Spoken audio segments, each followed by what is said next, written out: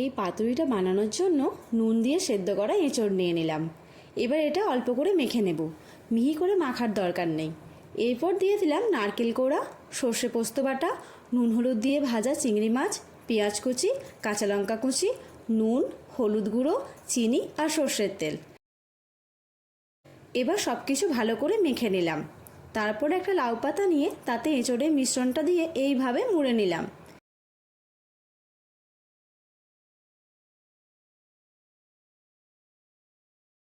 এরপর কড়াইয়ে তেল গরম করে পাতুরিগুলো দিয়ে দিলাম। এবার উপর থেকে নুন ছড়িয়ে ঢাকা চাপা দিয়ে উল্টে পাল্টে ভেজে নিলাম।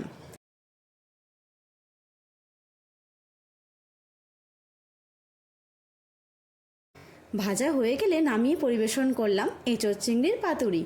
বানিয়ে জানাবেন এই রেসিপি আপনাদের কেমন লাগলো।